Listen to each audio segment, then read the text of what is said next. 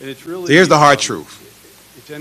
When Michigan is too expensive to live, to work, or to raise a family here, that is what causes families to pack up and leave. Graduates leave for other states and markets. Small businesses close their doors. We lose people. I get that. I was one of those people when I graduated from college. When we lose people, we lose progress.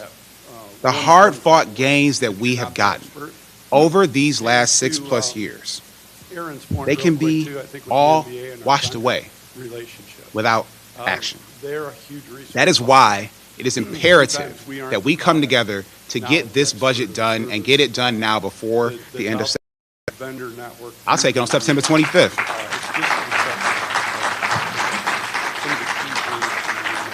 I'll take it on September 25th because that's me and my twins' birthday, so y'all can make us real happy. Like, we have to support our people. We have to support the people who are delivering the important services, the amazing, specialized, committed state workforce that delivers the services upon which Michigan's economy and our natural resources stand.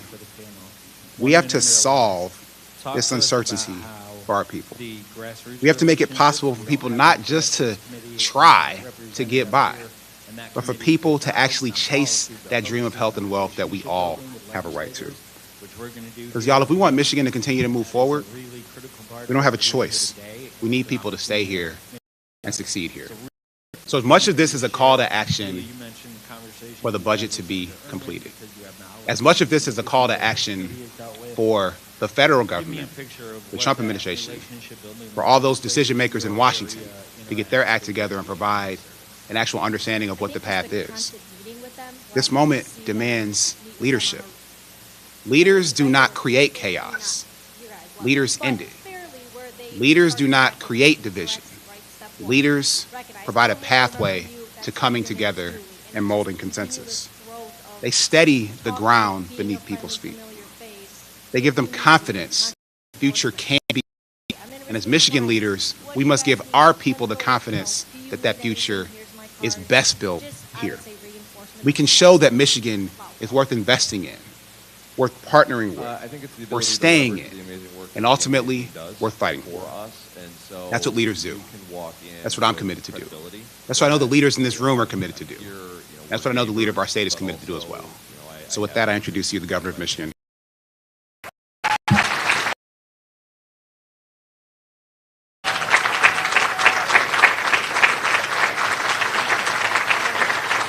Thank you. Applause for when we get a budget deal done. Let's get to business. So thank you. I want to acknowledge our guests, the members of the legislature. Thank you. Here to talk about the economy, especially local jobs, national tariffs, state budget. We all know that middle-class jobs are the backbone of our economy. They're how Michigan became a manufacturing generations of hardworking cars and electronics, and these were good jobs that supported the American dream. No matter who you were, you could raise a family, own a home, send your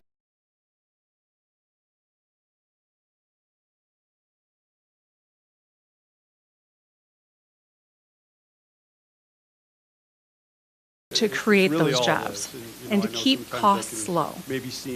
And that's why I went on an economic mission that led to the creation and retention of nearly 1,000 good-paying jobs in Michigan, 450 in Auburn Hills, 200 in Wixom, 150 in Zeeland, and $200 million boost to our state economy.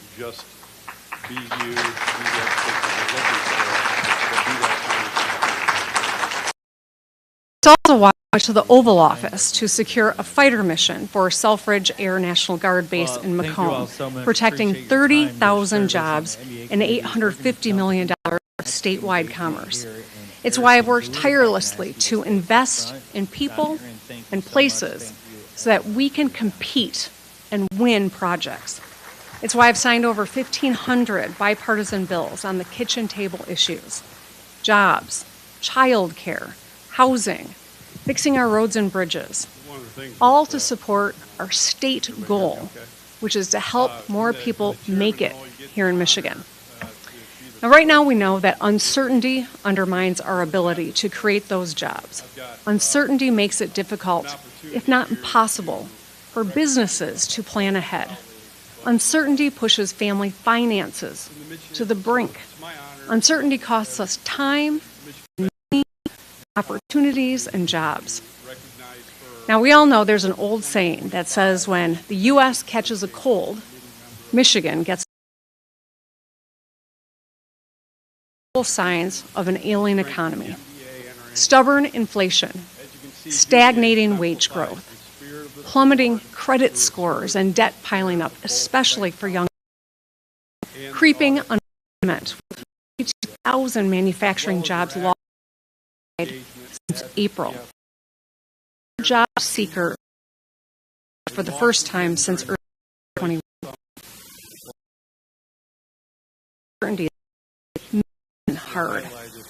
And while I'm doing everything that I can to protect and create jobs, do it alone. None of us can. Uncertainty comes from, well, first and most significantly, chaotic national tariff policies. And second, our state budget. So I want to talk about what we can and must do. If we work together, we can reduce uncertainty, grow our economy, and create jobs. In an uncertain world, Michigan, the best bet. So first, tariffs. Over the last 9 months, the federal administration has slapped tariffs on nearly every country, including our strongest allies. They've negotiated some deals, retracted others, and some fluctuate depending on the day, stoking massive uncertainty around the world. Right now, nearly every time something crosses the American border, it is subject to a tax that's not actually paid by a company that you know, or by you on the things that you buy.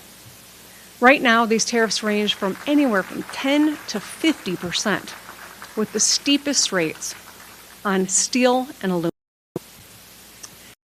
Michigan's two largest and most critical industries, autos and agriculture, are hit the hardest. MDARD's report yesterday confirmed it. Our farmers are hurting. We're already seeing rising costs in Michigan because of tariffs. In July, I asked our State Department tariffs on the Michigan economy. Everything, clothing, school supplies, is up over $1 per pound since last year. A pound of coffee costs 40% more. New mattress or couch you're thinking about buying are also more expensive. I've been hearing from thousands of our fellow Michiganders how tariffs are impacting them. Amy from Houghton has stopped her retirement contributions because she needs that money because just living today costs too much. Dana, a teacher in Berkeley, is piling up credit card debt just to make ends meet. Chris from Clinton Township says he stays home and he eats less, and he suffered through a hot summer because he didn't want to turn on the AC. He understands the negative consequences of unfettered trade with other countries that don't play fair. Decades of offshoring and outsourcing shipped hundreds of thousands of good-paying, middle-class jobs overseas and shuttered hundreds of factories. We've lived through that, and we know the ripple effects are devastating. Fewer people on empty main streets, crumbling roads, and shrinking schools. Now, every one of us wants to bring good-paying, middle-class manufacturing jobs home to America. When used strategically and precisely, tariffs can encourage companies to build and create jobs in America and benefit a place like Michigan. But you can't capriciously swing the tariff hammer at every problem.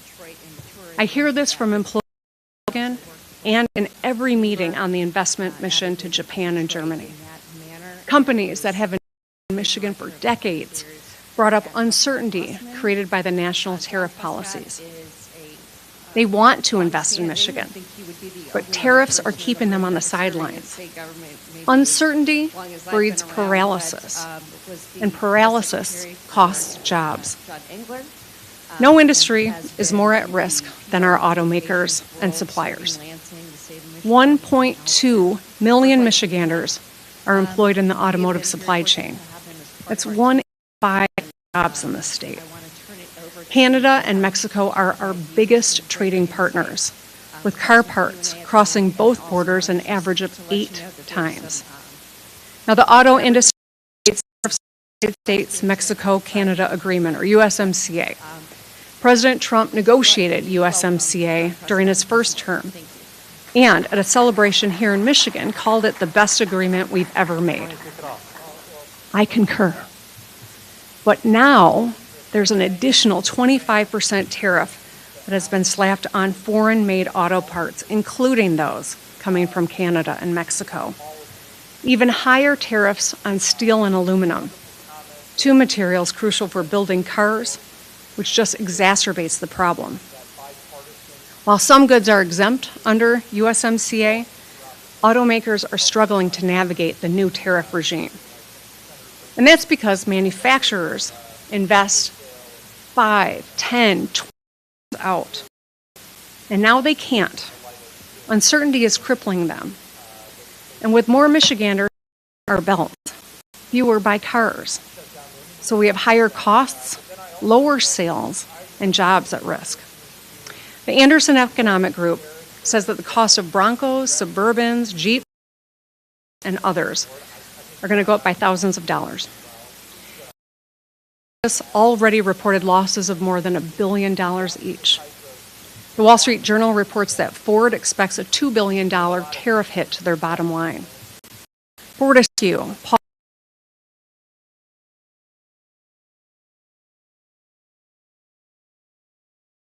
for Alpha USA, a small supplier in Livonia, costs are rising about $250,000 a month due to tariffs on the nuts and bolts they use to make their components.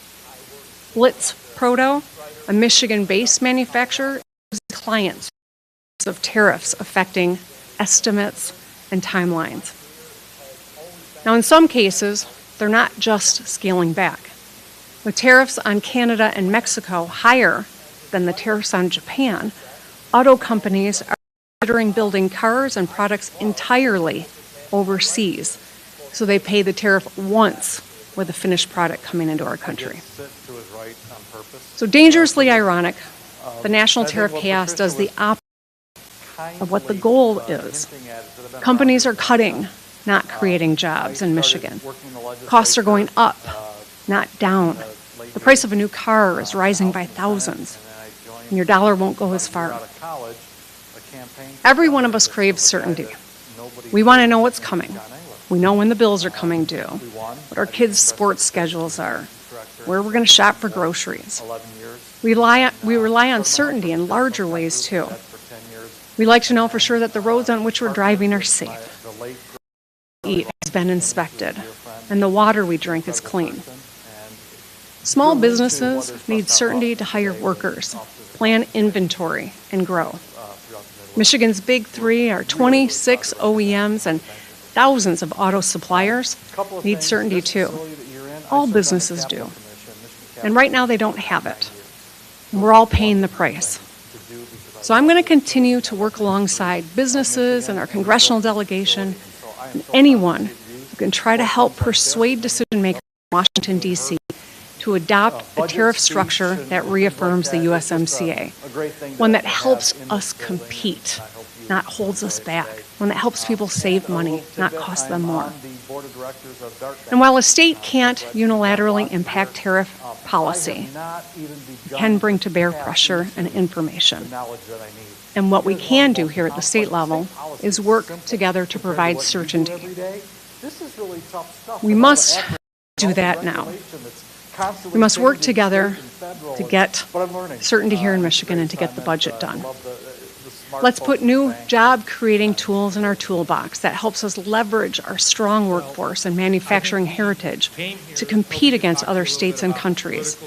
We need to do three things: make it easier to build factories and facilities, create and retain good Michigan jobs, and make it easier to incentivize innovation in Michigan. No tool is perfect, but we have to do something to deliver more wins for Michigan because competition is fierce. I want to talk about the budget. While we can't control the global tariff war, what we can do is make life a little easier for Michiganders and reduce. As Michiganders watch the news, they tend to ask a simple question: what does this mean for me and my family? Failing to get this done, uncertainty, higher costs, and less jobs. Let's take roads first.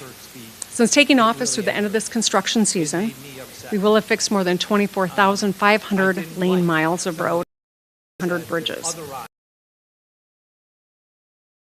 jobs, and tens of thousands of drives to work or school or the grocery store that are faster and safer and predictable. But our current fix for roads, the Rebuilding Michigan plan, is expiring. Jobs, skilled laborers, equipment operators. It's really about people. People like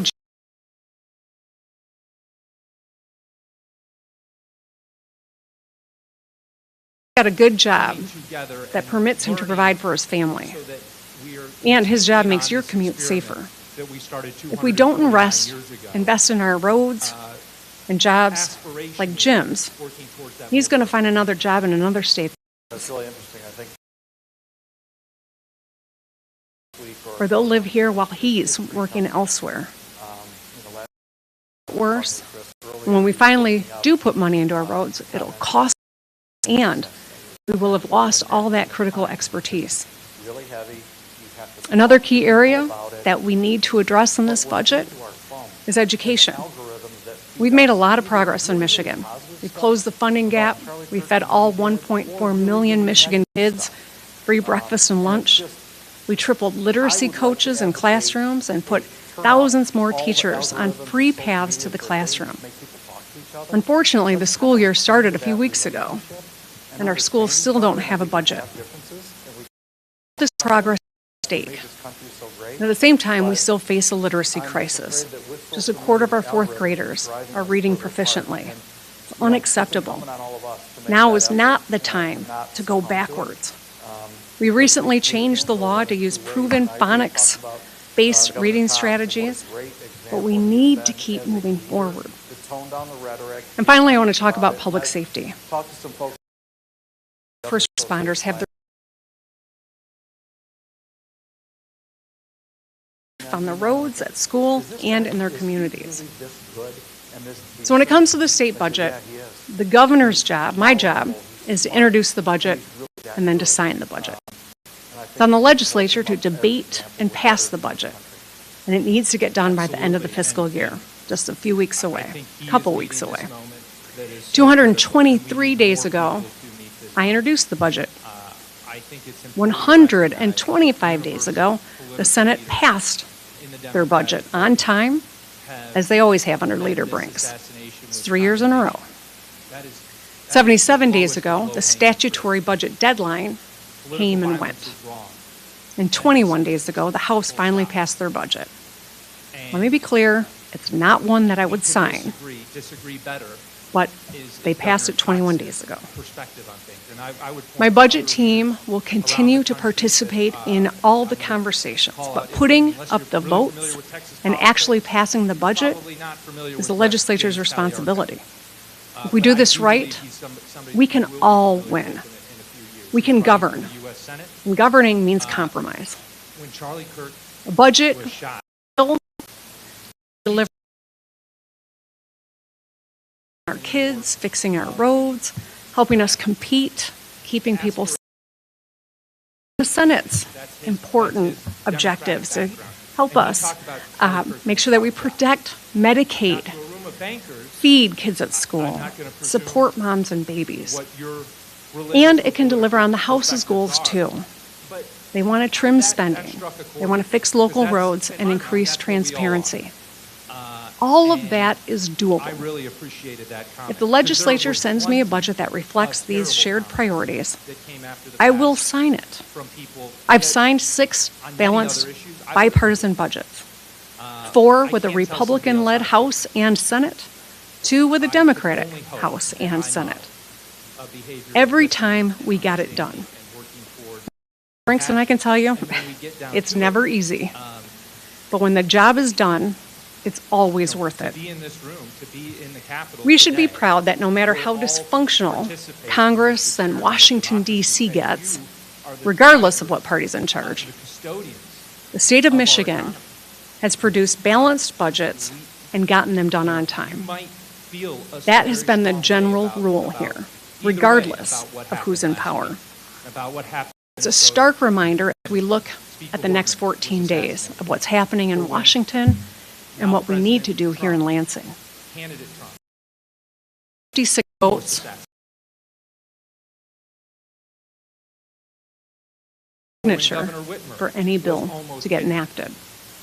I know that Leader Brinks is available and ready, and my team and I are ready to go. We can still do this on time. The clock is ticking. Michigan can model to the nation how to work together and get things done. It's how many of us were raised. I'm still guided by the values I was taught growing up in a bipartisan household with a Democratic mom and a Republican dad. Decency, respect, and kindness. When I was in the state Senate, I worked with Governor Snyder to expand Medicaid. I could have said no or made unreasonable demands to score political points, but instead we put politics aside and got it done because it was the right thing to do. And hundreds of thousands of our fellow Michiganders have health care today because we centered our desire to make a real difference in people's lives. I know, as well as anybody, the world feels very divided and heavy right now. We're living through a time of extreme risk and rising political violence. And we must remember that while we stand on different sides of the aisle, we all basically want the same things: happy, healthy children, good paying jobs, food on the table, safe communities, and a stronger Michigan. That is our task at hand. Let's get it done. Let's get to work. Thank you.